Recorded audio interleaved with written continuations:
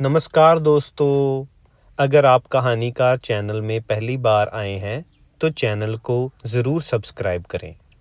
आज हम बात करेंगे एक ऐसे पर्व की जो सिर्फ त्योहार नहीं बल्कि श्रद्धा, प्रकृति और कठोर तपस्या की एक अनूठी गाथा है।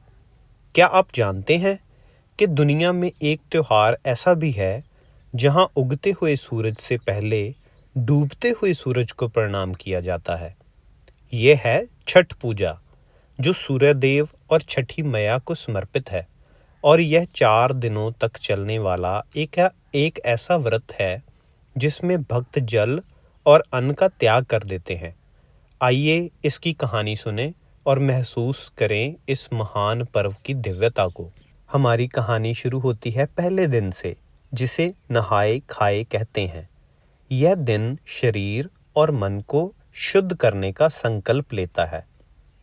सोचिए, किसी बड़े काम से पहले हम अपने आप को कैसे तैयार करते हैं। छठ में तैयारी कुछ ऐसी ही है।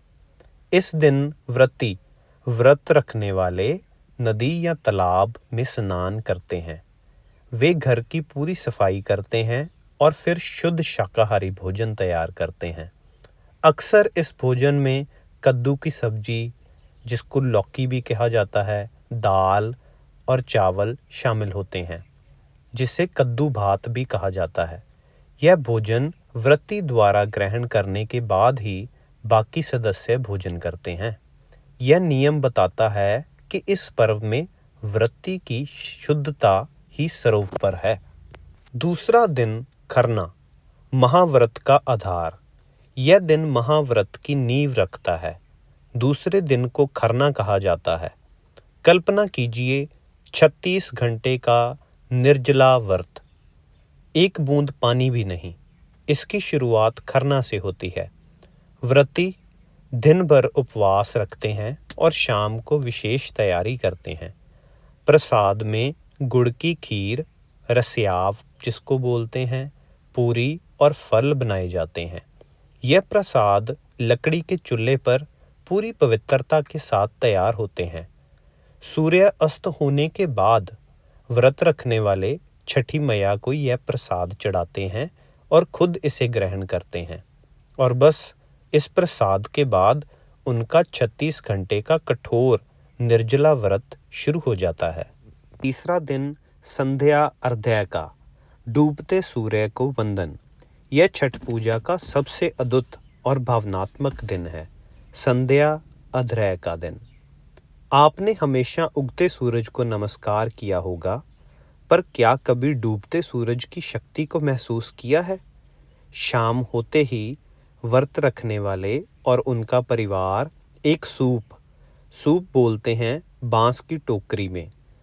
उसमें ठेकुआ, छठ का खास मीठा पकवान, मौसमी, फल, गन्ना और नारियल सजाकर नदी या तालाब के घाट पर जाते हैं। लाखों लोग एक साथ पानी में खड़े होकर डूबते हुए सूर्यदेव को अर्घ्य, दूध और जल देते हैं।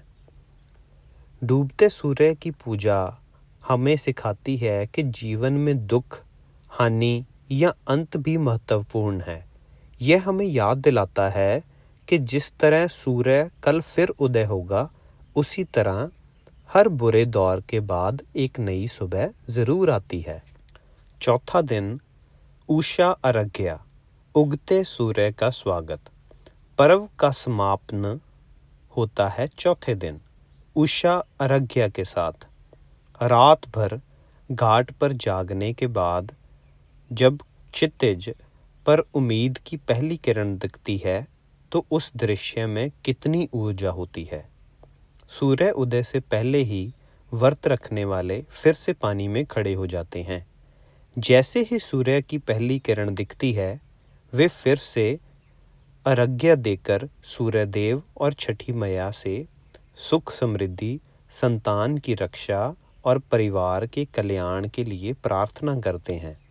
अर्घ्य देने के बाद व्रती एक दूसरे को प्रसाद बांटते हैं और अंत में अदरक और गुड़ खाकर अपना 36 घंटे का महाव्रत तोड़ते हैं।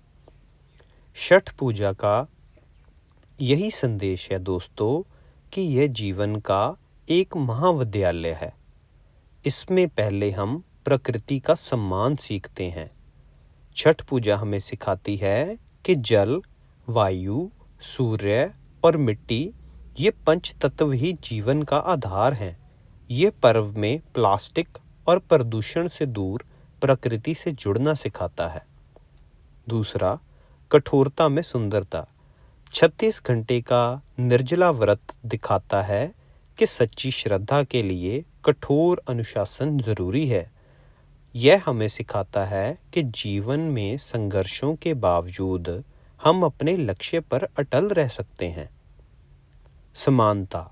यह एकमात्र एक ऐसा पर्व है जहां पूजा की सभी सामग्री और विधि विधान खुले आसमान के नीचे किसी भी जाति या वर्ग के भेद के बिना एक ही घाट पर संपन्न होते हैं। तो अगली बार जब आप छठ पूजा देखें तो याद रखें, यह एक पर्व है जो हमें सिखाता है कि डूबने वालों को भी सम्मान दो, क्योंकि वह अगले दिन एक नई शुरुआत लेकर आएंगे। यह पर्व हमें प्रकृति से जोड़ता है और हमें हमारे जीवन के सबसे बड़े ऊर्जा स्रोत सूर्य देव के प्रति कृतज्ञता व्यक्त करने का मौका देता है। तो कमेंट्स में ज़रूर बताएं कि आपको ये सारी छठ पूजा की कहानी कैसी लगी, और ऐसी ही और कहानियों के लिए हमारे चैनल कहानीकार को ज़रूर सब्सक्राइब करें। धन्यवाद।